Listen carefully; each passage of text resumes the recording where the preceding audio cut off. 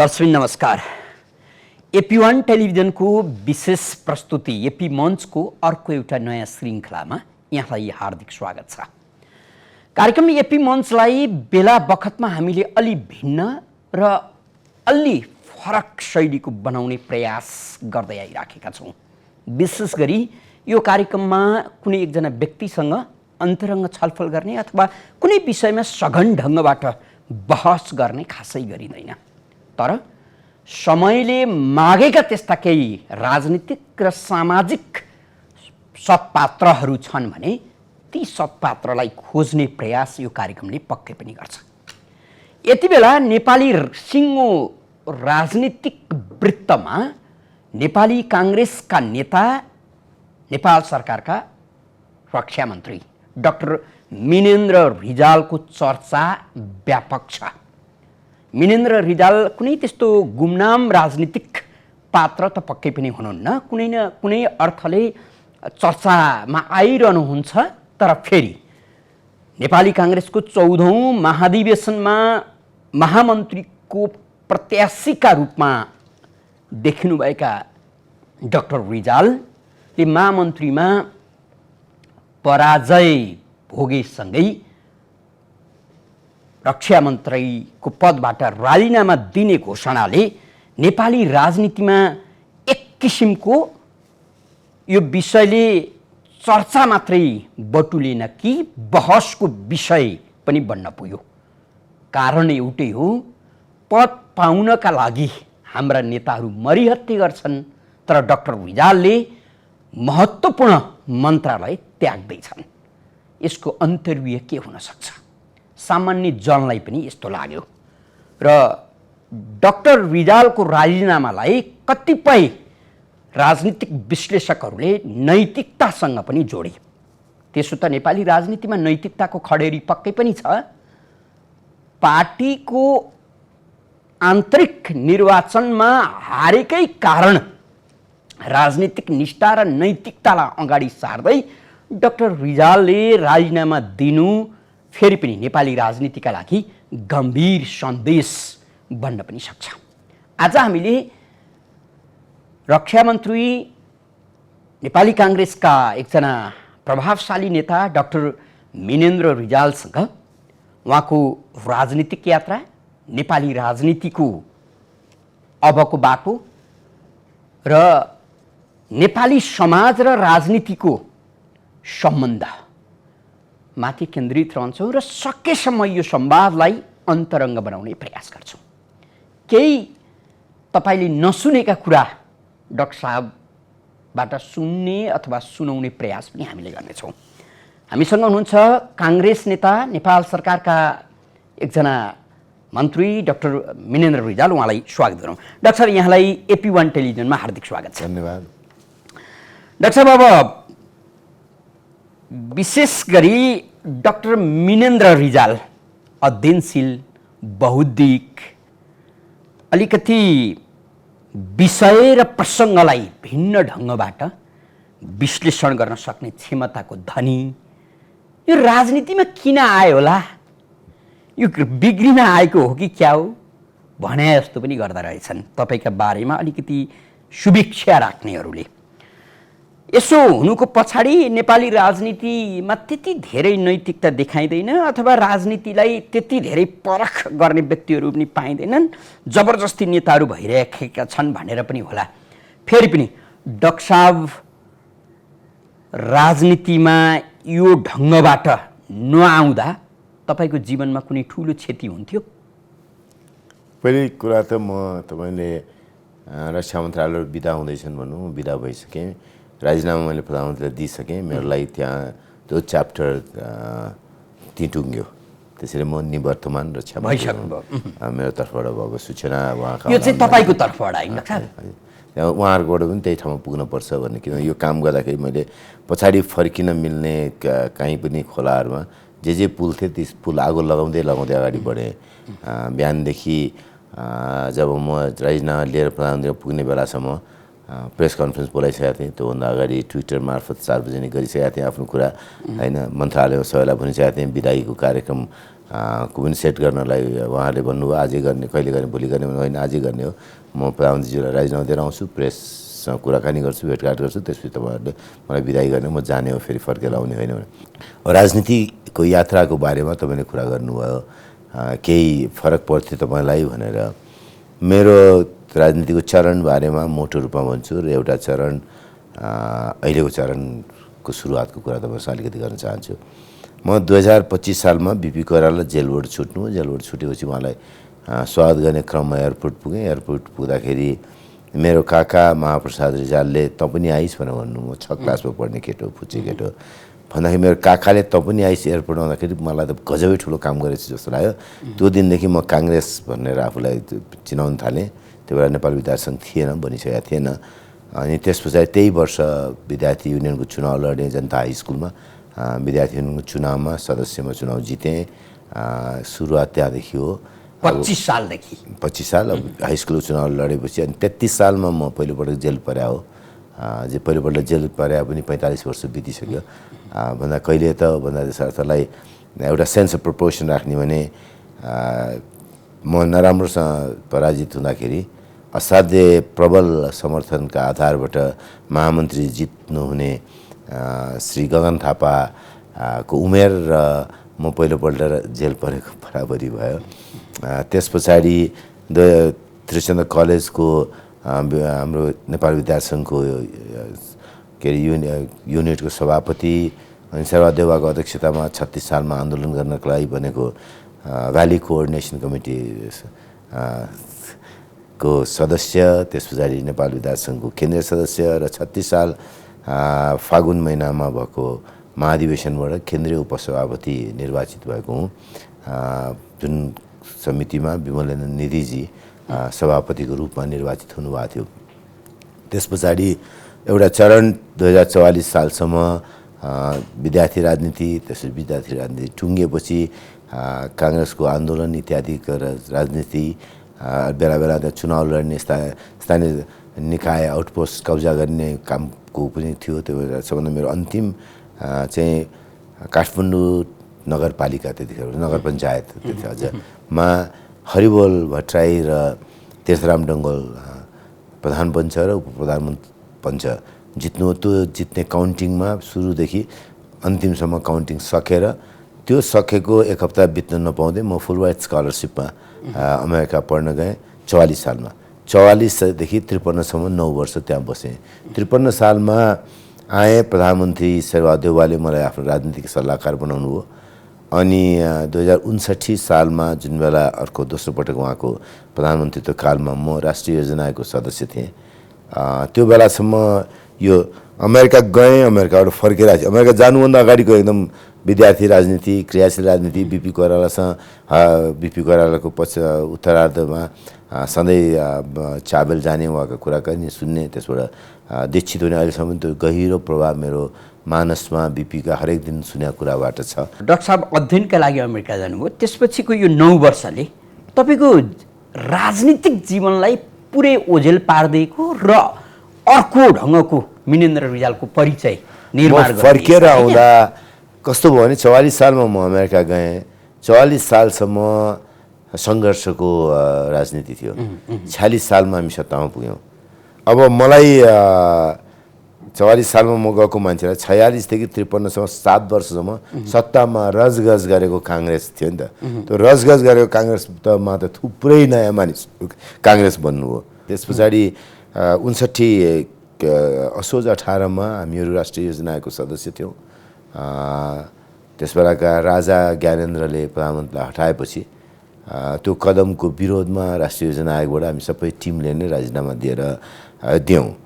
त्यो राजीनामा दिइसकेपछि त्यो राजीनामा दिने बेलासम्ममा मैले भन्नुहोस् राष्ट्रिय योजनाको सदस्य हुनुभन्दा अगाडि मेरो पढाइको ब्याकग्राउन्डबाट युएनडिपीको, वर्ल्ड ब्याङ्कको कन्सल्टेन्सी, डिफेडको कन्सल्टेन्सी, स्विस डेभलपमेन्ट फन्डको कन्सल्टेन्सी गर्ने, लेखपढतिर, त्यसपछि काठमाडौँ युनिभर्सिटीमा पढाएँ। काठमाडौँ युनिभर्सिटीमा भिजिटिङ प्रोफेसर, पुरै फुल प्रोफेसर, भिजिटिङ फुल प्रोफेसर नै थिएँ म। त्यस पछाडि मैले एस इन्स्टिट्युट अफ म्यानेजमेन्ट पढाएँ। त्यसपछि आफै एपेक्स कलेज खोल्यौँ। एपेक्स कलेजको चेयरम्यान सुरुको दिनदेखि हामीले 2057मा खोल्या होस्। 2057देखि अहिलेसम्म म सबै पदबाट निवर्तमान भूतपूर्व भए पनि एपेक्स कलेजको अहिले पनि अद्यावधि म चेयरपर्सन नै छु।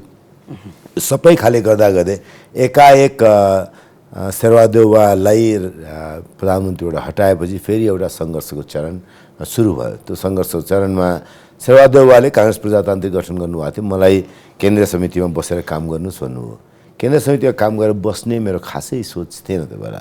म के भन्छ बाहिर पश्चिममा भन्ने चरण गर्छु, राजनीतिलाई पेसा बनाउने अथवा पेसामा भएका मानिसले राजनीतिमा योगदान गर्ने पोलिटिकल प्रोफेसनल्स अनि अथवा के अरे प्रोफेसनल पोलिटिसियन्स भनेर हुन्छ। म 2059 असोज 18 को घटना नभएको भए, प्रधानमन्त्री शेरबहादेउवालाई त्यस बेलाका राजा ज्ञानेन्द्रले नहटाएको भए, प्रधानमन्त्री शेरबहादेउवाले मलाई केन्द्रीय कार्य समिति सदस्य बस भन्नुहुन्न थियो। त्यो बेला म योजनाको सदस्य थिएँ, अर्को कुनै बेला म योजनाको उपाध्यक्ष हुन्थ्यो, एउटा ट्रेजेक्टरीमा जान्थ्यो। तर उहाँले मलाई प्रधानमन्त्रीबाट हटाइसकेपछि सङ्घर्षको दिनमा नयाँ पार्टी गठन गर्नुभएको थियो। गिर्जाउसँग छुट्टिएर अलग पार्टी बनाएको थियो। त्यो बेला केन्द्रीय सदस्य बस भन्दाखेरि मलाई एउटा साँच्चै गहिरो अप्ठ्यारो निर्णय गर्नु थियो। अब राजनीति नै पुरै पहिलो त्यो विद्यार्थीको बेला जस्तै त्यो पुरानो ऊर्जा त थियो राजनीतिको, पुरानो त्यो कतिखेर होमिने भन्ने कहीँ भित्र चाहिँ त्यो आगो बलेको थियो होला, मेरो पेटमा दन्दनी त्यो आगो थियो होला। त्यो आगोलाई के अरे शान्त गर्दै म पोलिटिकल प्रोफेसनलका रूपमा काम गर्दै थिएँ। तर यस पछाडि त केन्द्रीय समितिको सदस्य भएँ। कतिपय साथीहरूले मलाई भन्नुभयो कि तपाईँ किन यस्तो काम गर्नुभयो मिरेनजी, अब तपाईँको यत्रो राम्रो भविष्य थियो, भविष्य छोडेर राजनीतिमा हाम फाल्नुभयो भन्दाखेरि मैले भने सडकमा खेदिएको शेरबहादेउवालाई प्रधानमन्त्री छँदा उहाँको म राजनीतिक सल्लाहकार हुने, प्रधानमन्त्री हुँदाखेरि उहाँले नियुक्त गरेको योजनाको सदस्य हुने, अनि सडकमा खेदिएको शेरबहादेउवाले मलाई केन्द्र समितिमा बस भन्दाखेरि नबस्ने भने त अवसरवादी हुन्छ। म अवसरवादी हुन्न, म मूर्ख हुन्छु।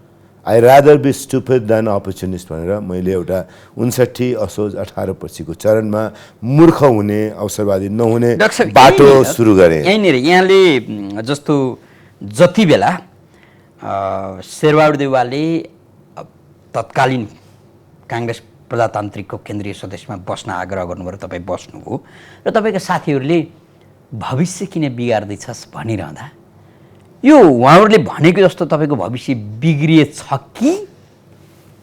तब मूल अहिलेको प्रश्न नै फेरि दोहोरियो। यति कुरा लामो मैले कुरा गरेँ तर ठिक्क त्यही ठाउँमा आइपुग्यो। अब मैले अर्को एउटा घटना भन्छु है त। 59 असोज 18 को घटना घट्दाखेरि मेरो छोरा अमेरिका पढ्नलाई गइसकेको थियो, स्ट्यानफोर्ड युनिभर्सिटीबाट पढायो।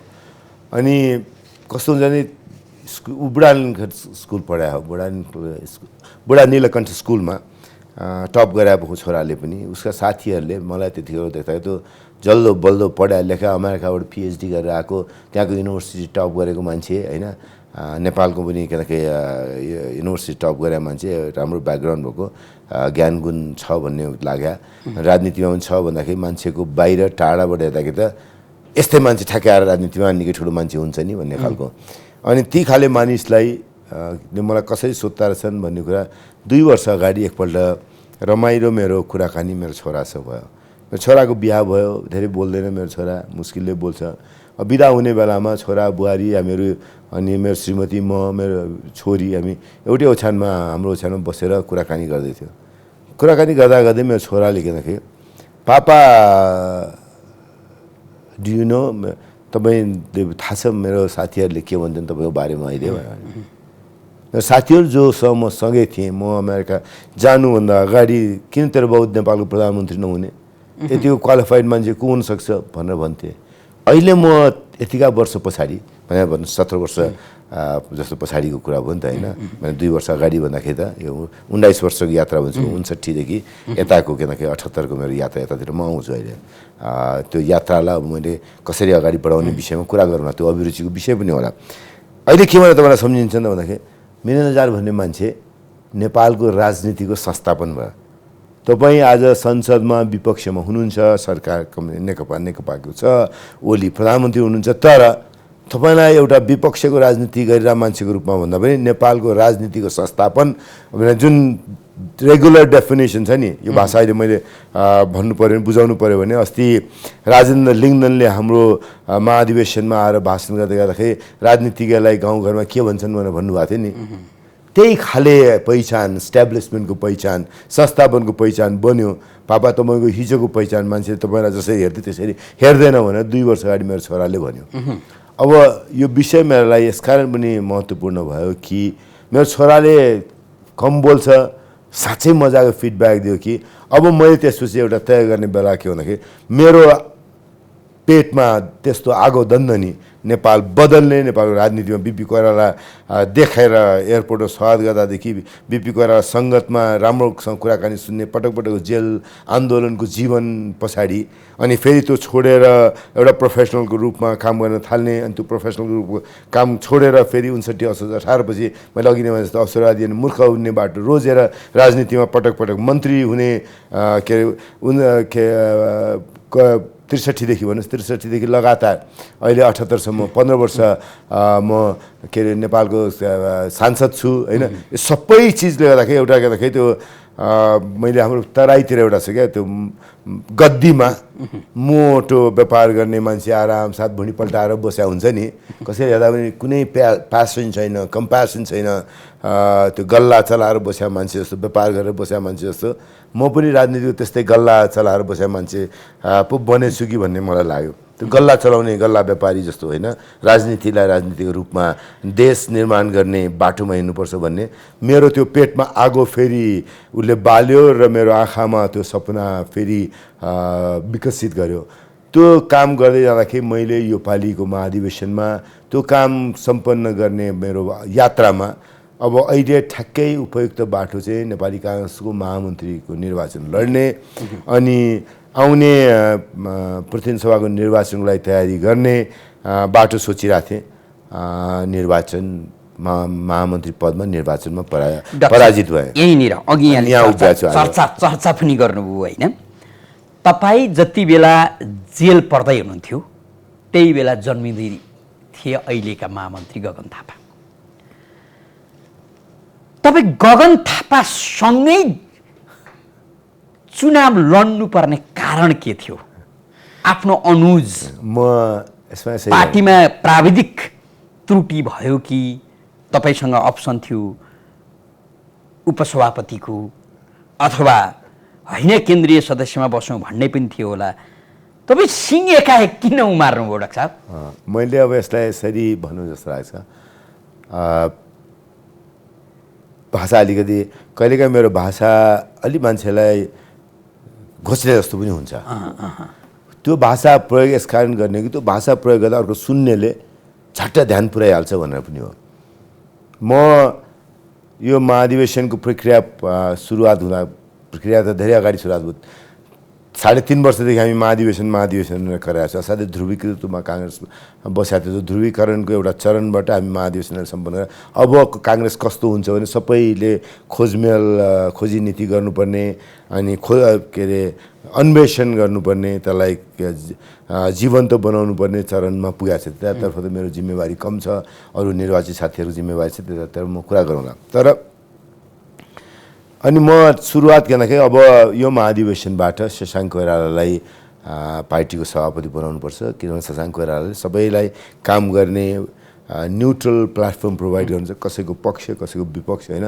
सबैका सम्भावनाहरूलाई उजागर गर्नका लागि के अरे नेपाली काङ्ग्रेसका कसैको विरोधी कसैको पक्षधरको रूपमा नगरिकन एउटा बाटो दिनुहुन्छ के अरे पोलराइज होइन युनिफाइड काङ्ग्रेस बनाउने बाटोमा he can be a very important factor र त्यो नेतृत्व चाहिँ शशाङ्क कोइरालाले गर्नुपर्छ भनेर लाग्दै जाँदाखेरि एउटा चरण आइपुग्यो अब शशाङ्क कोइराला नै सभापति बन्ने कुरा पनि बिस्तारै अलिक टाढा पुग्दै गएको देखियो धेरै अगाडि होइन भर्खरै जस्तो शशाङ्क कोइराला आफैमा पनि त्यो अभिरुचि कम भएर गएको देखिन थाल्यो शशाङ्क कोइरालाको छेउछाउमा हुने मानिसहरू म बाहेक अरू साथीहरूको विचार बुझ्दाखेरि पनि खोइ अर्को ठाउँ शशाङ्क कोइरालाको लागि उपयुक्त हुन्छ कि भन्ने कुराकानी गर्न थालेपछि अनि मलाई लाग्यो कि को हुनसक्छ त भन्दा रामचन्द्र पौडेल स्वाभाविक रूपमा अब उहाँलाई नै सभापति उम्मेदवार बनाएर अगाडि बढ्नुपर्छ भनेर केही महिनादेखि बिस्तारै त्यतातर्फ माइन्ड मेकअप भयो, केही महिना पनि नहुने, 1 महिना पनि राम्रोसँग भएको छैन, त्यही बाटो बाहेक अरू बाटो बाँकी छैन भनेर काम गर्न थालेँ। काम गर्दै जाँदाखेरि रामचन्द्र दाईलाई सभापति बनाउने क्रममा उम्मेदवारी दाखिला गर्ने 2 दिन अगाडि पनि रामचन्द्र दाईको कुरा गर्दाखेरि रामचन्द्र दाई ल अब तपाईँ सभापति लड्नु होला, सबैलाई मिलाउनुहोस्, प्रकाश मान्जीलाई मिलाउनुहोस्, शेखरजीसँगै हुनुहुन्थ्यो, शेखरजीलाई उपसभापति लडाउनुहोस् भन्दाखेरि शेखरजीले म उपसभापति हुन्न, केन्द्रीय सदस्य मात्रै लड्छु कि सभापति नै लड्छु भने एकछिन उहाँसँग तर्क राखेपछि उहाँ तयार हुनु, ल ठिक छ प्रकाश मान्जीलाई मनाउनुहोस्, म रामचन्द्रजीको उपसभापति बस्न तयार छु भनेर भन्नु र प्रकाश मान्जीलाई चित्त बुझाउन थाल्यो। प्रकाश मान्जी होइन, सक्नुहुन्न, रामचन्द्र दाईले उहाँलाई पत्याउँदैन, अब मैले नै सभापति हुनुपर्छ, मै बाँकी मान्छेमा सिनियर हो भन्नुभयो। उहाँलाई चित्त बुझाउन नसकेपछि एउटा चरण के आउँदाखेरि प्रकाश मान्जी कि शेखर कोइरालाको बिचमा छान्ने भने त्यो जुन दिन उम्मेदवारी दर्ता गर्नुपर्ने थियो त्यो उम्मेदवारी दर्ता गर्ने दिन बिहान मैले माइन्ड मेकअप गर्नु पऱ्यो कि अब शेखर कोइराला नै सभापति बनाउने गरी म पनि जोडिएर काम गर्ने हो भनेर त्यो टिममा म महामन्त्रीको उम्मेदवार भएँ। त्यही दिन जुन दिन उम्मेदवारी दर्ता गर्ने समय सुरु भइसकेपछि म महामन्त्रीको उम्मेदवार दर्ता पनि 1 बजेतिर बल्ल 1-1.5 बजेतिर म महामन्त्रीको उम्मेदवारको टुङ्गो भयो। त्यसैले मैले साथीहरूलाई के भन्छ भने म त अतिथि उम्मेदवार थिएँ तपाईँहरूको प्यानलबाट भनेर भने अहिले भर्खरै पनि एउटा मिटिङमा मैले अतिथि उम्मेदवार हो भन्दाखेरि उहाँहरू अलि चित्त बुझाउनु भएन। मैले बुझाउन के खोजेँ मैले अतिथिले अपेक्षा पनि धेरै गर्नुहुन्न थियो, म भर्खरै मात्रै जोडिया हो नि त उसँग जमातसँग।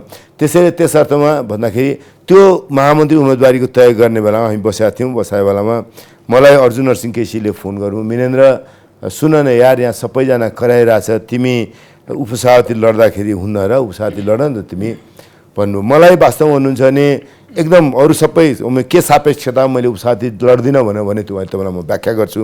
निरपेक्ष रूपमा भन्यो भने मेरो लागि स्वाभाविक पद पनि हुन्थ्यो होला, किन मेरै उमेरको मेरो बयको पूर्णबहादुर खड्काजी, मभन्दा 1 आध वर्ष जेठो विजय गसेदारजी देउबाजीको टिमबाट उपसभापति लडिरहनु भएको थियो। यता हाम्रो टिमबाट पनि म त्यही जमातमा प्रतिस्पर्धा गर्दाखेरि स्वाभाविक प्रतिस्पर्धी हुन्थ्यो होला। तर मेरा अगाडि के आयो भने उपसभापति लड्नलाई अलि अगाडिदेखि भन्नुभयो महेश आचार्यजी सँगै हुनुहुन्थ्यो।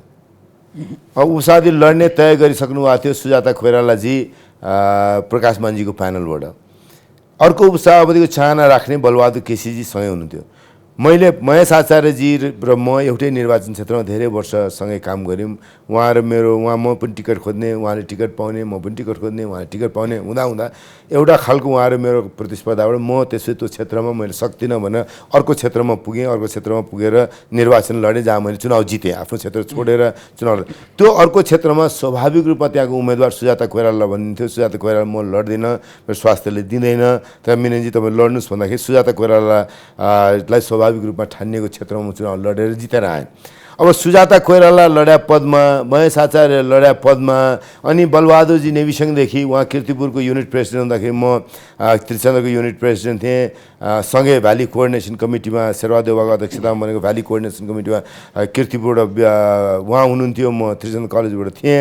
अनि नेविसँगमा सँगै काम गरियो। अहिलेसम्म न्यू खोज्न चाहनु भएन। अलिकति बलबहादुरजी मभन्दा अलिकति उहाँ कार्यवाहक उपसभापति भएर कार्यवाहक सभापति हुँदा समितिको एउटा वरिष्ठ नै केन्द्रीय सदस्य थिएँ म भन्नुहोस् न। तर अब बलबहादुर केसीजी, सुजाताजी, महेशजी चुनाव लड्ने ठाउँमा म गएर म पनि उपसभापति लड्छु भन्दाखेरि मेरोलाई त्यो एकदमै अनुचित कुरा हुन्थ्यो। किन न्यू खोज्नलाई त्यहाँ जाने भने तपाईँले मलाई यही प्रश्न आज म उपसभापति पदमा हारेको भए पनि अथवा जितेको भए पनि तपाईँले मलाई के भन्छ मिनेन्द्रजी तपाईँले त्यहीँ गएर न्यू खोज्नुपर्ने, महेश आचार्यसँग सुजाता कोइरालासँग झगडा जानुपर्ने, बलबहादुर केसीसँग झगडा गर्न जानुपर्ने, जितेर के पाउनुभयो त भनेर भन्नुहुन्थ्यो। हारे भए तपाईँ त्यही आफ्नै साथीसँग झगडा गर्न गएर अनि तपाईँले हार्ने बाहेक के हुन्थ्यो त भनेर भन्नुहुन्थ्यो।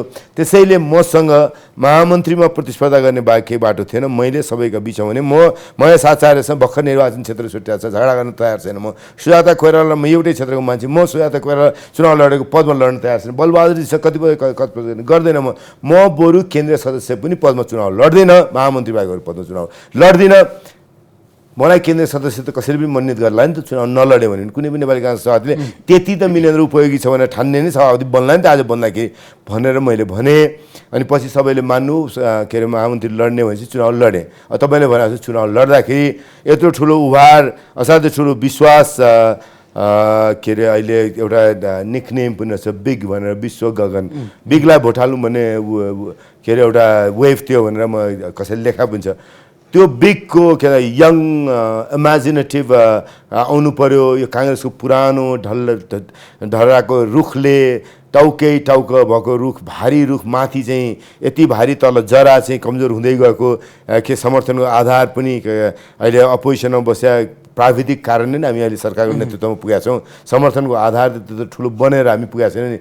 त्यो बेलामा के अरे जरो नै काङ्ग्रेसको टिक्छ कि टिक्दैन गरेर यस्तरी भारी भएको रुख हाम्रो देख्दाखेरि स्वाभाविक रूपले मतदाताले थुप्रै मानिसहरू नहुँदाखेरि छरितो रुख भन्छ। मैले भन्ने पनि गएको थिएँ त्यहाँतिर अहिले आउँला, म एकोहोरो लामो बोलेँ, म रोक्न चाहन्छु। त्यसरी रुख छरितो बनाउने क्रममा बिगलाई विश्व र गगनलाई विश्वास गर्दाखेरि म चुनाव हारेँ, मैले त्यो चुनाव हारेकोमा त रुनु त उचित भएन नि।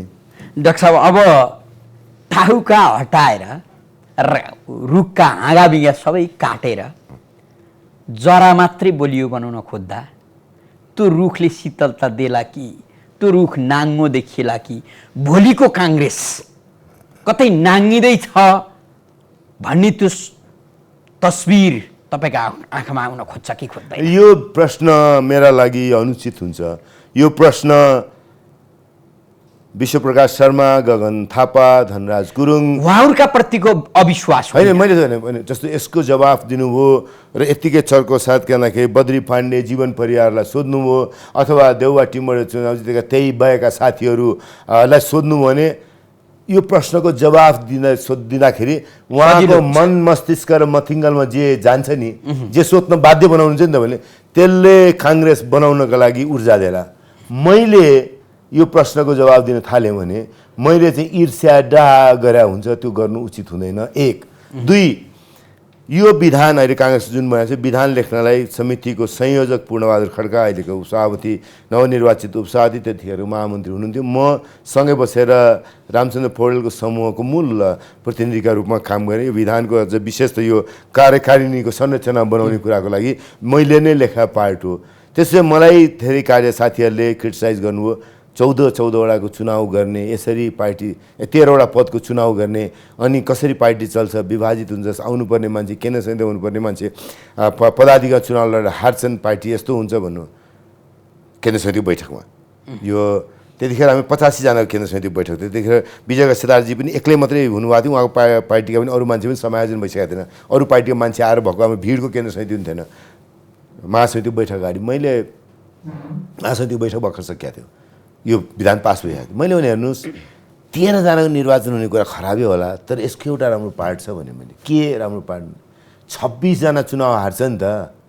26जना चुनाव नहारिकन त भएकै छैन काङ्ग्रेस। यो 85जनामा आधी जति अनुहार फर्केर आउनु हुँदैन काङ्ग्रेसको केन्द्र कार्य समितिमा। सबै मान्छे फर्केर आउने त काङ्ग्रेस त उही पुरानो रुख जसले गर्दाखेरि ऊर्जा जागृत गर्न सकेका छैन मानिसका बिचमा, समर्थनको आधार विस्तार गर्न सकेका छैन। त्यही काङ्ग्रेस त्यसका छरितो रुख बनाउनका लागि पनि एकपल्ट अब अहिले चाहिँ मैले प्रयोग गर्ने बिम्ब के भन्दाखेरि बागमती जतासुकै फोहोर इत्यादिले छेकिएर बग्नै नसक्ने गरी बस्या बेला त्यो यस्तो बेगले त्यो मूल फुटाइसकेपछि त बाँकी त बागमती त कलकल बग्छ नि। त्यसरी बिपी कोइरालाको पार्टी नेपाली काङ्ग्रेस नदीको रूपमा कलकल बग्नु पर्थ्यो। त्यो कलकल बग्नका लागि यो फोहोर सबै चिज बढारिँदाखेरि म पनि बढारिएँ होला। म ठिक बागमतीलाई फोहोर बनाउने, बागमतीलाई कलकल बग्न नदिने धेरै फोहोर प्लास्टिक मध्ये काङ्ग्रेसका लागि डाक्टर मिनेन्द्र रिजाल पनि फोहोर प्लास्टिक थिए त। है त्यो प्रश्नको जवाफ मैले आफूले दिने कुरा भएन कि मैले यति मात्रै भन्छु। यतिसम्म चाहिँ मैले आई थिङ्क बन्न मिल्छ होला जस्तो लाग्छ।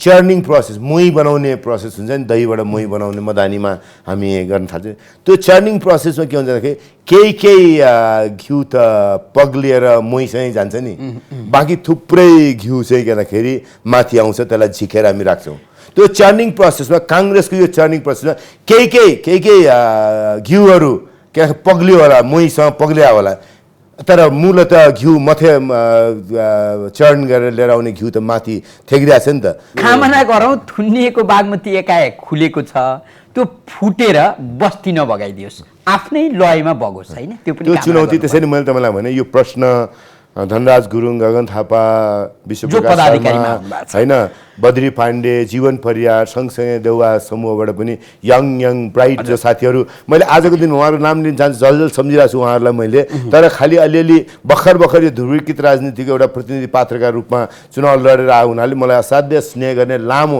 यता कतिपय साथीभन्दा धेरै पुरानो सङ्गत भएका साथीहरू जो जित्नु भएको छ उहाँहरू सबैलाई एक्लै पनि समूहमा पनि अब तपाईँ बागमती त बगिरहेछ, यो बगिरहेको बागमतीलाई कसरी टुङ्गोमा पुर्याउँछ, Congress BP Koirala party BP कोइरालाको पार्टी जस्तै कसरी बनाउनुहुन्छ भने उहाँलाई सोध्नु भने चाहिँ उहाँलाई एउटा चुनौती पनि एउटा किनकि अवसरलाई उपयोग गर्ने पनि अहिलेका मैले लेख्ने गरेको छु तपाईँलाई मैले लेखिरहेको कुरा बोलिरहेको कुरा भन्छु कि आज नेपालका सामु बग्रेलती चुनौतीहरू छन्, अभूतपूर्व अवसर छ। ती बग्रेलती चुनौतीहरूको सामना गर्ने र अभूतपूर्व अवसर हामीलाई प्राप्त भएको छ, त्यसलाई सदुपयोग गर्ने काङ्ग्रेस बन्नुपर्ने थियो। त्यस्तो काङ्ग्रेस बन्न चाहिँ एकपल्ट टप हेभी काङ्ग्रेस होइन कि छरी त्यो कलकल बग्ने नदी जस्तै काङ्ग्रेस चाहिएको थियो। त्यो कलकल बग्ने काङ्ग्रेस नदी रूपी काङ्ग्रेस बनाउँदा बिपी कोइराला पार्टी बनाउँदा एउटा अवसर सृजना छ। एकाएक अब अलि दिनपछि हेर्न थाल्छ यिनै मान्छे केन्द्रीय कार्यसँग बसेर के सभापतिको छेउछाउमै सबै देख्नुहुन्छ 13-14जना, अनि बल्ल अरूहरूको पालो आउँछ त्यहाँ केन्द्रीय कार्यसँग बैठकमा बस्छ, अनि मान्छेले त्यो अनुहार देख्छ केही पो हुन्छ कि यतिका निराशा। जस्तो मैले फेरि जान्छु राजेन्द्र लिङ्गदेनको बिम्बमा नेतालाई गाउँमा जाँदाखेरि के भन्छन् भन्दा हाम्रै पार्टीका महाधिवेशन आएको मान्छे ताली बजाएर मजा लिनुभयो। नेतालाई देख्दा त्यो नभन्ने बनाउनलाई बिपी कोइराला पार्टीले त्यो विश्वास जगाउनलाई यी चुनौतीहरूलाई सामना गरेर यो अवसरलाई सदुपयोग गरेर अगाडि जाँदाखेरि एउटा नेता देख्दाखेरि बिपी कोइराला देख्दाखेरि जस्तै आस्थाले मान्छेले हेर्थ्यो त्यस्तै बिपी कोइराला पार्टीको कुनै पनि नेतालाई हेर्दाखेरि भन्न सक्ने बनाउने एउटा अवसर चाहिँ सृजना भएको छ। त्यो अवसरका रूपमा यसलाई सदुपयोग गर्न सक्नुहुन्छ सक्नुहुन्न उहाँहरूको काँधमा यो जिम्मेवारी छ। आदरणीय दर्शकबिन, तपाईँ यति बेला कार्यक्रम एपी मञ्च हेरिरहनु भएको छ। कार्यक्रम एपी मञ्च आज अलि विशेष बनिराखेको छ। नेपाली काङ्ग्रेसका एकजना प्रभावशाली नेता जो 14औं महाधिवेशनमा महामन्त्रीको प्रत्याशी हुनुहुन्थ्यो र उहाँले पराजय भोग्नुभयो, उहाँले राजीनामा दिनुभयो र सँगै यति बेला नेपाली काङ्ग्रेसको 14औं महाधिवेशनको मुलुकभर चर्चा पनि छ। विशेष गरी 14औं महाधिवेशनबाट चुनिएको पदाधिकारीको बारे अझ बढी चर्चा भइराखेको छ। हामी यो विषयमा छलफल गरिराखेका छौँ। अहिले भने छोटो व्यावसायिक विश्राम लिन्छौँ र त्यसपछि यो संवादलाई निरन्तरता दिनेछौँ।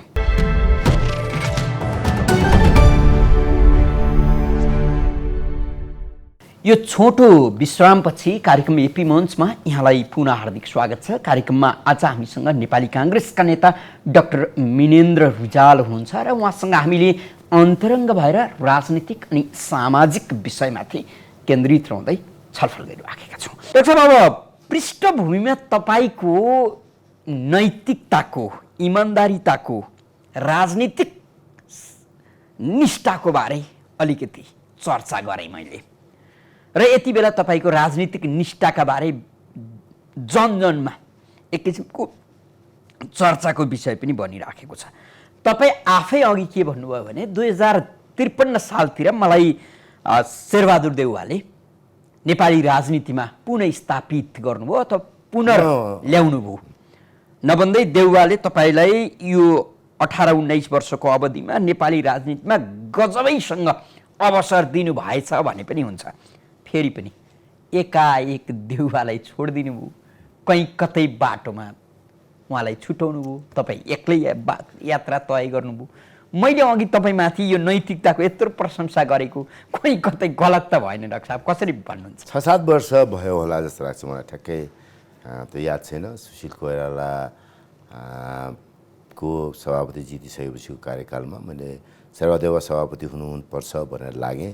सुशील कोइराला जित्नु, उहाँ जितेपछि केही समय काम गर्दा गर्दै म देउवाजीसँग नरहेर सुशील कोइराला सर रहेँ।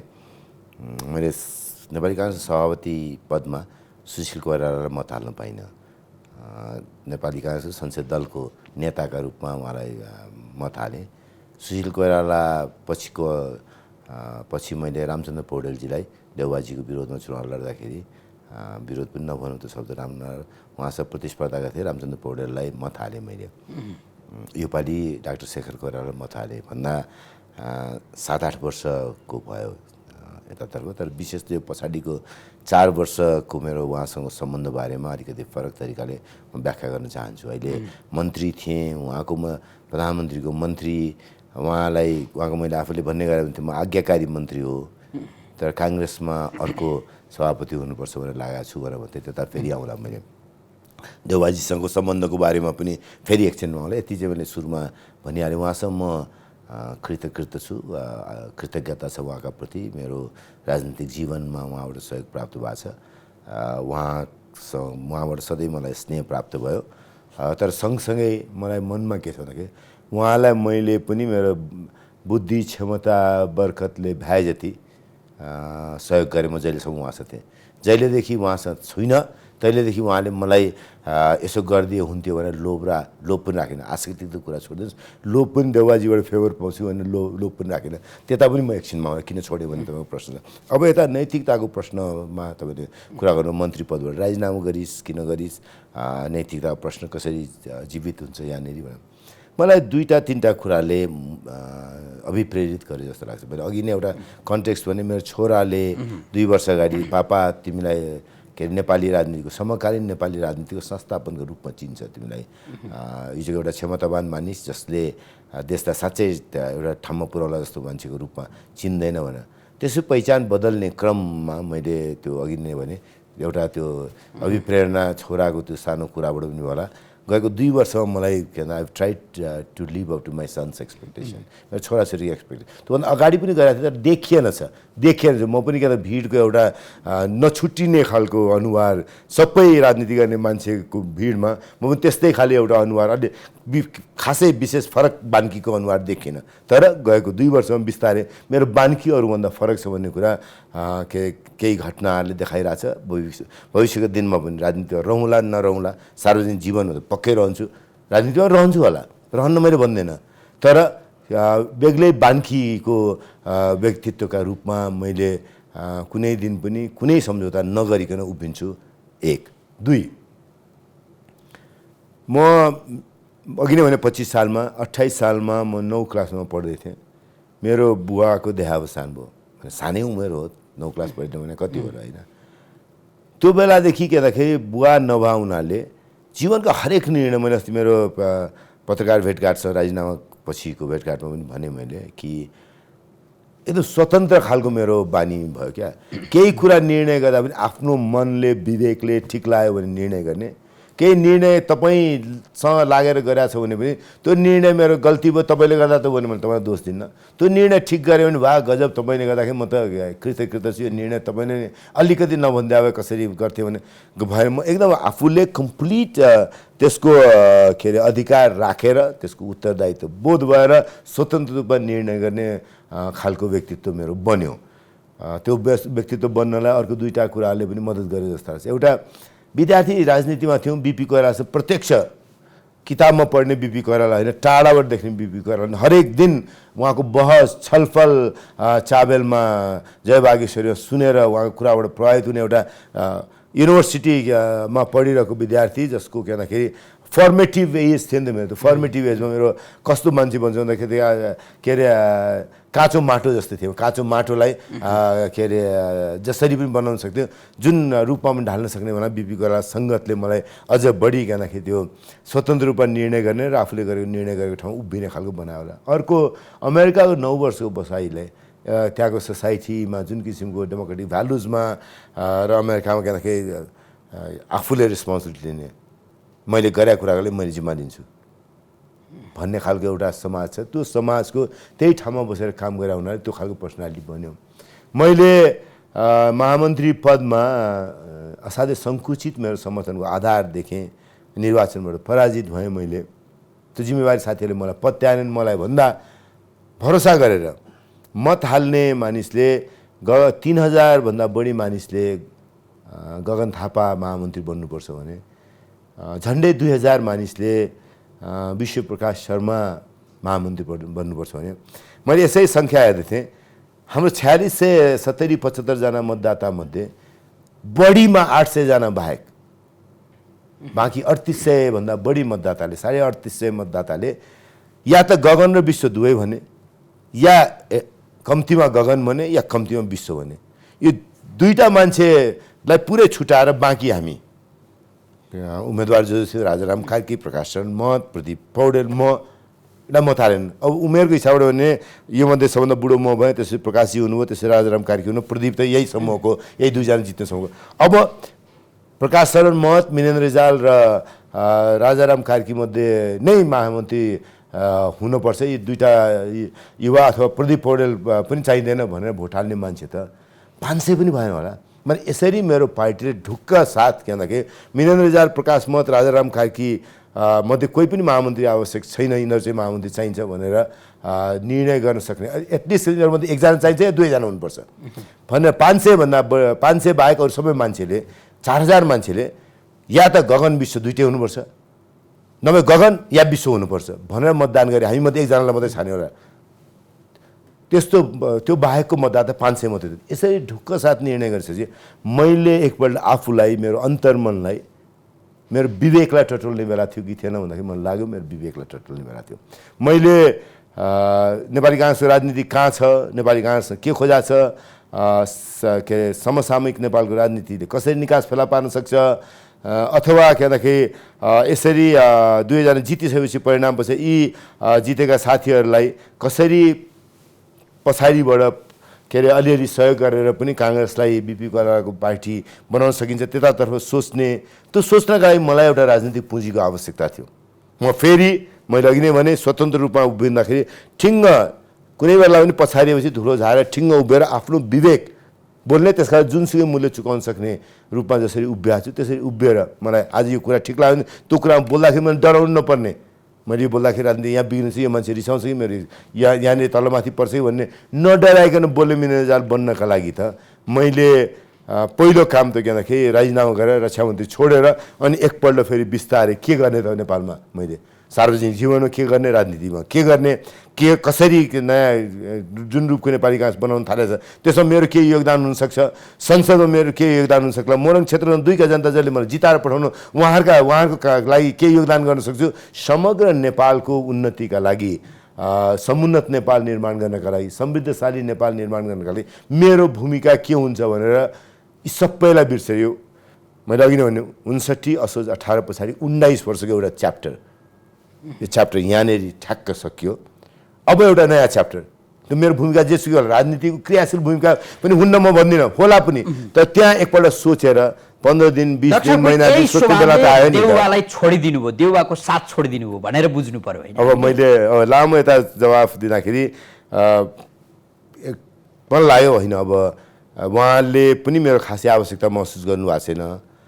मिनेन्द्र रिजाल भन्ने मान्छे मेरो छेउछाउमा नहुँदाखेरि के पो फरक पर्छ भन्ने उहाँलाई पनि लागेको थियो, मलाई पनि के लाग्यो भन्दा एउटा चरण थियो, अहिले म त्यो भन्दिनँ, अहिले त चरण भन्दिनँ, म उहाँको ग्रुपमा छैन, तथापि मलाई पनि के लाग्यो भन्दाखेरि उहाँसँग म रहेन भने पनि मैले के अरे कोलो रुनुपर्ने अवस्था पनि नहोला, टिकिहाल्नुला जस्तो लागेपछि उहाँलाई पनि म खासै नचाहिएको, मलाई पनि साह्रै अप्ठ्यारो परिहाल्ला जस्तो नलागेको बेला मैले उहाँलाई छोडेँ। तर उहाँसँगको अहिलेसम्मको प्रेमको, साख्यभावको, स्नेहको, मलाई मैले दाजुकै रूपमा लिन्छु, 45 वर्षदेखिको उहाँलाई मैले नजिकबाट चिन्छु, उहाँले पनि मलाई माया गर्नुहुन्छ। मेरो करियरमा अहिले तपाईँले भने जस्तो कोही मान्छेले मेरो करियरमा सबैभन्दा ठुलो मद्दत पुऱ्याएको छ उहाँले पुऱ्याउनु भएको छ, तर अहिले पनि म उहाँसँग गएर मैले नकमाएको चिज माग्न जान्न। यहाँ यो नयाँ नेतृत्वबाट निकै आशावादी देखिनुभयो, काङ्ग्रेस अब गजब हुन्छ भन्ने यहाँलाई लागिराखेको छ होइन। गत संसदको निर्वाचनमा, संसदीय निर्वाचनमा एक किसिमले काङ्ग्रेसमय अथवा प्रजातन्त्रवादीमय बनेको जनमतलाई नेपाली काङ्ग्रेस पार्टीले गुमायो। झन्डै वामपन्थीको 60% मत वामपन्थीलाई आयो। काङ्ग्रेसले जम्मा प्रत्यक्षमा 23 सिट जित्यो। त्यो 23 सिट मध्येको एउटा अब्बल उम्मेदवार तपाईँ आफै हुनुहुन्छ। अब यो नेतृत्वले गुमेको यो साखलाई फिर्ता ल्याउँछ। दुईटा कम्युनिस्ट पार्टीहरूको मत जोड्दाखेरि, वाम गठबन्धनको मत जोड्दाखेरि 46-47% थियो। नेपाली काङ्ग्रेसको मत 35.9 मैले टोटल वामपन्थीको मत भने सबै वामपन्थी नेकपा दुईटा वामपन्थी गठबन्धन बाहेक त अरू खासै को थिएन सबै कम्युनिस्ट मत गर्दाखेरि पनि 50 पुगेको थिएन हामी 36%मा थियौँ 11-12% फरक मत थियो तर सिट सङ्ख्यामा उहाँहरू झन्डै 2/3 हरेक प्रदेशमा 2 नम्बर प्रदेश बाहेक सबै प्रदेशमा उहाँहरू 2/3 हामी 20 देखि 25% औसतमा 22% को उपस्थितिमा थियो मतको समर्थनको आधार 36% को उपस्थिति हाम्रो किन 22% को थियो त्यो अवस्थामा हामी थियौँ तर त्यो बेलाको जनताको आदेश आज छिन्न भिन्न भएको छ वाम गठबन्धनबाट नेकपा बन्यो त्यो नेकपा फेरि फुट्यो सग्लो रूपमा एमाले पनि छैन सग्लो रूपमा माओवादी पनि छैन यो बेलामा नेपाली काङ्ग्रेसले मान्छे हेर्नुहोस् मलाई लाग्छ असाध्यै ठुलो आत्तिएको बेला छ त्यसमा त्यो कोभिडले मान्छेको मनदेखि हल्लाइदिएको छ सक्छौँ सक्दैन पार लाग्छ लाग्दैन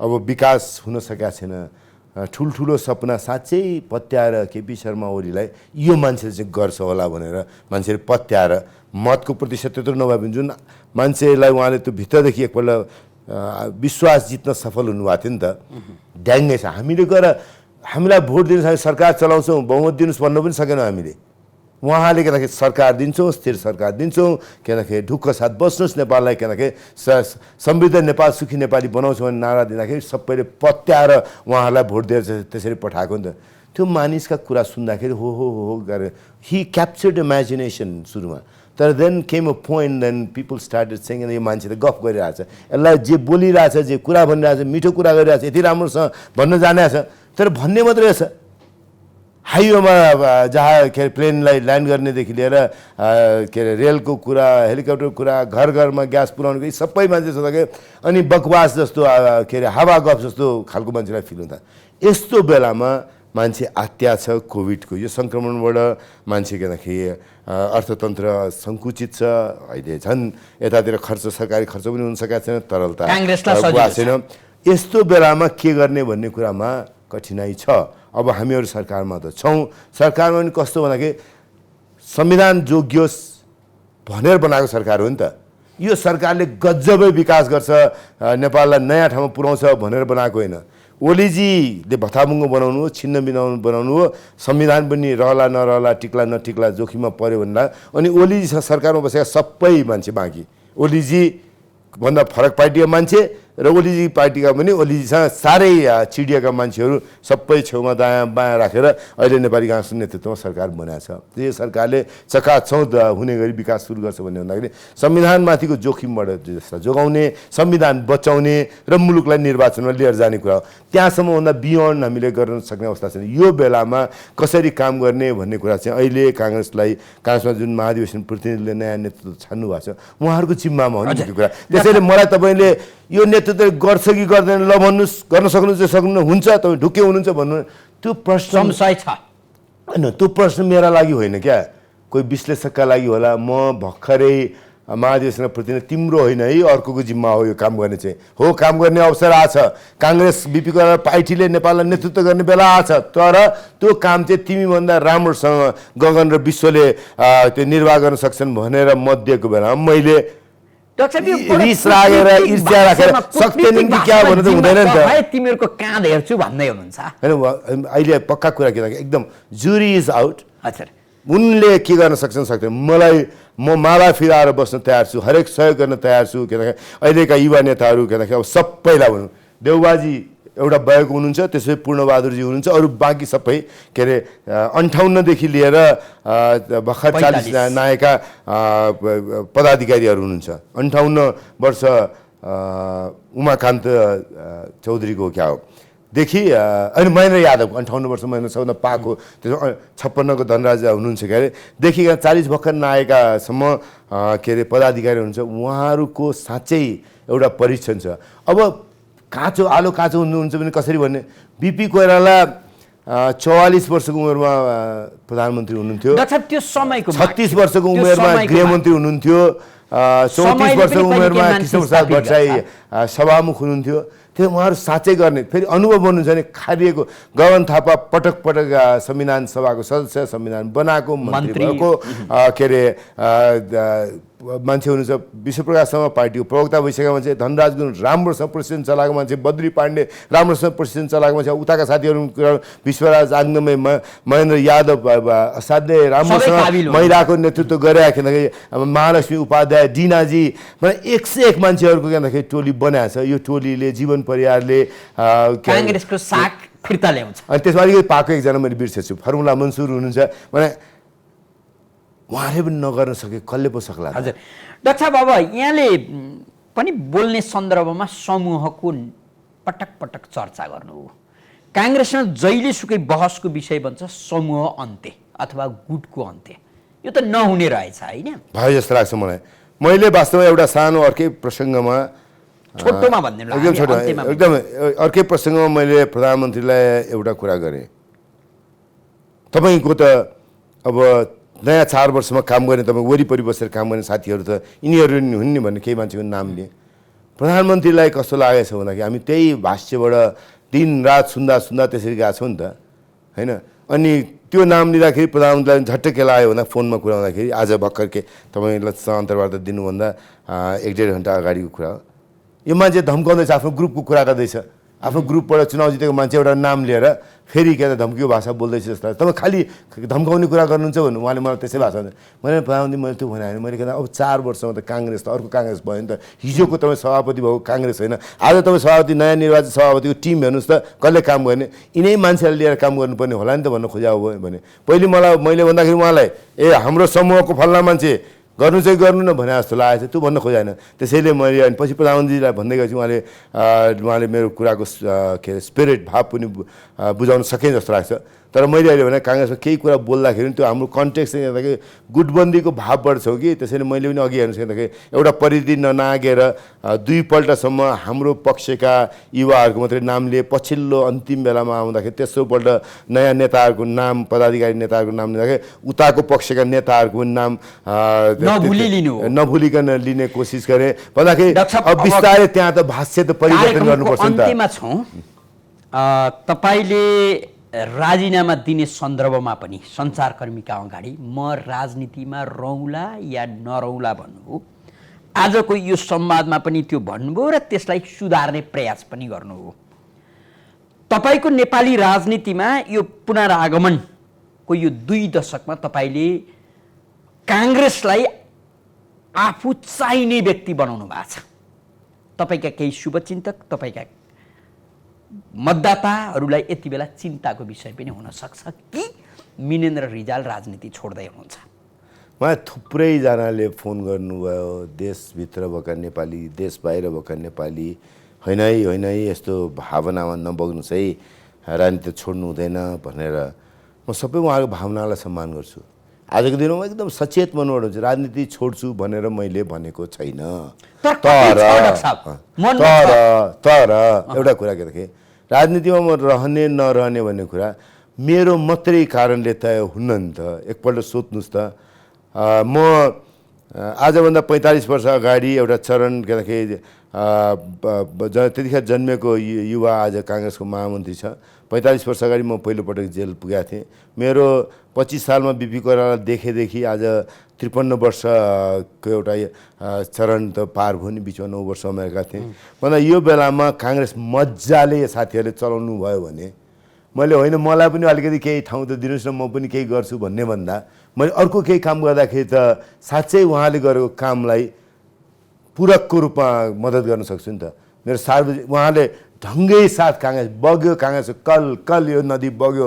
देउबाजीको असाध्य परिपक्व लामो अनुभवको के झन्डै 80 को वय पुग्न थालेको देउबाजी को ब्रडर अभिभावकत्वमा यो के अरे एकदम ऊर्जावान नेपाली नागरिकहरूको के अरे सपनालाई कल्पनालाई समात्न सक्या काङ्ग्रेसका नेताहरूले ठिक ढङ्गबाट काङ्ग्रेस चलाउनु भने मैले काङ्ग्रेसमा मलाई पनि एउटा पद एउटा राखिदिनुहोस् सानो भन्ने भन्दा मैले नेपालको सार्वजनिकमा कसरी योगदान गर्ने त्यता सोध्ने हो। राजनीतिमै हुन्छ, आवश्यकता खोजियो भने राजनीतिमै हुनुहुन्छ। त्यसरी मैले के मेरो चाहना होला, मलाई त व्यक्तिगत मान्छेलाई के हुन्छ भने भाषा भन्नुहुन्छ भने I am down I am not out.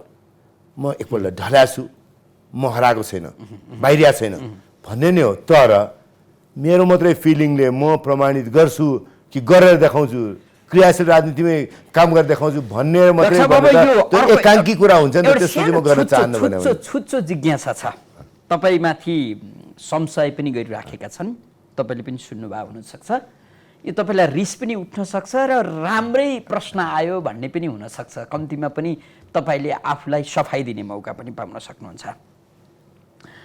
Doctor Minendra रिजालले महामन्त्रीमा हारेर राजीनामा दिएको बहाना मात्रै थियो, प्रधानमन्त्री शेरबहादुर देउवा स्वयं मिनेन्द्र रिजालको राजीनामा माग्दै हुनुहुन्थ्यो त्यसले के फरक भनेर हल्ला छ, त्यो होइन नि? बुझेँ, प्रधानमन्त्रीले राजीनामा माग्नुहुन्थ्यो मलाई थाहा छैन, मलाई लाग्छ राजीनामा माग्नुहुन्न थियो भने, तर त्यो मेरो अनुमान मात्रै हो नि त। मलाई प्रधानमन्त्रीले मलाई मन्त्री राख्नुहुन्छ राख्नुहुन्न भन्ने कुरा मेरा लागि त्यो महत्त्वपूर्ण भएन। मिनेन्द्र रिजाल ठ्याक्क उभिएर के गर्छ भन्ने कुरा महत्त्वपूर्ण हो। मैले पत्रकार भेटघाटमा पनि भने म पछाडिको पुलहरू आगो लाउँदै हिँडे हो। म पहिले के राजीनामा टाइप गर्न लगाएँ, टाइप गरेर कसैलाई पनि नदिनु जानकारी भने उहाँले गर्नु हुँदैन भन्नु, पठाइदिनुहोस् टाइप गरेर भने टाइप राखेँ। त्यसपछि ट्विट गर्नलाई भाषा लेखेर तयार गरेँ। त्यो राजीनामा गरिसकेपछि परिणाम आइसकेपछि भाषामा राजीनामा छ, त्यो बिहान सबभन्दा पहिले लेखेको त त्यो, त्यसो ट्विट तयार गर्ने, त्यो श्रीमतीलाई बोलाएँ, उनीसँग सल्लाह गरेँ, हुन्छ भनेर उनले भनिन् गरेर भनेर भनिन्। त्यस पछाडि त्यो प्रारम्भिक परिणामबाट मैले टुङ्गो गराएको थिएँ। त्यतिखेर मैले ट्विट थिच्ने बेलामा इट्स भेरी इम्पोर्टेन्ट, उहाँलाई नसोधी म गर्दैन, महत्त्वपूर्ण निर्णय। त्यस पछाडि 1400 1200 काउन्ट आउँदाखेरि म ट्विट सब तयार गरेर एकदम ठ्याक्कै यसरी राखेर खाना खाँदै थिएँ। मैले ठोकिदिउँ भने एकछिन पर्खाऊ भने, त्यस पछाडि ठ्याक्क 1400 परिणाम आउने त्यो मैले ट्विट थिचेँ, गयो, त्यो पार्ट सक्यो। त्यसपछि फेरि कचर पचर कसैले गर्ला भनेर मैले 4 बजे प्रेस भेटघाट भनेर अनाउन्स गरेँ आफै। 4 बजे म पत्रकार भेटघाट गर्दैछु, रक्षा मन्त्रालय आउनु होला भनेर। त्यस पछाडि राजीनामा बोकेर म सिंहदरबार पसेँ अनि सबैलाई भने म राजीनामा गर्दैछु भनेर। के अरे नेपाली सेनादेखि लिएर रक्षा मन्त्रालयका साथीहरू आउनुभयो, तपाईँ यसरी काम गऱ्यौँ नगरे हुन्थ्यो, त्यस पछाडि मैले मुख्य सचिवलाई फोन गरेँ, प्रधानमन्त्री कतिखेर आउनुहुन्छ? 3:30 बजे क्याबिनेट थियो। त्यस पछाडि उहाँले 3:20मा ठिक हुन्छ होला भन्नु, 3:20सम्म ठ्याक्कै मन्त्रालयमा थिएँ। मन्त्रालयमा 3:20बाट निस्केँ, प्रधानमन्त्रीलाई राजीनामा बुझाएँ, आएँ। उहाँले त्योभन्दा पहिले के अरे बिदाई कहिले गर्ने भन्नुभयो, मैले बिदाई आजै गर्ने, पत्रकार भेटघाट गर्छु फर्केर त्यसपछि बिदाई हुन्छु भने।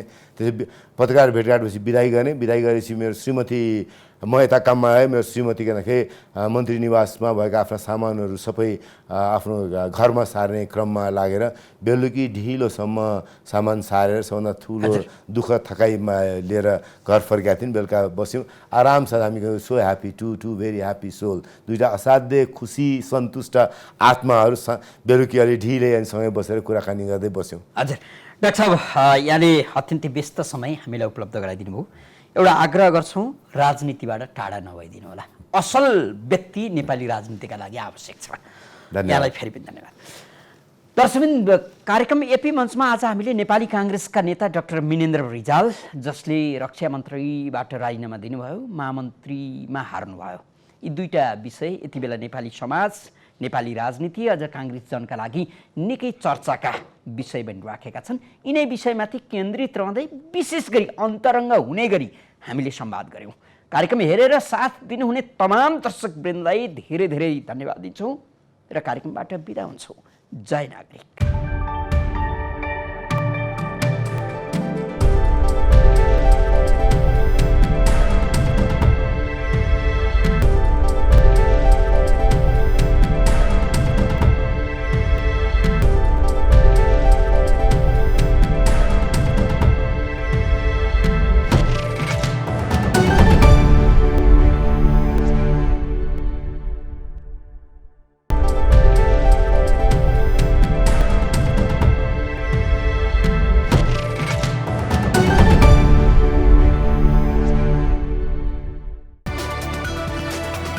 It's an AP1 presentation.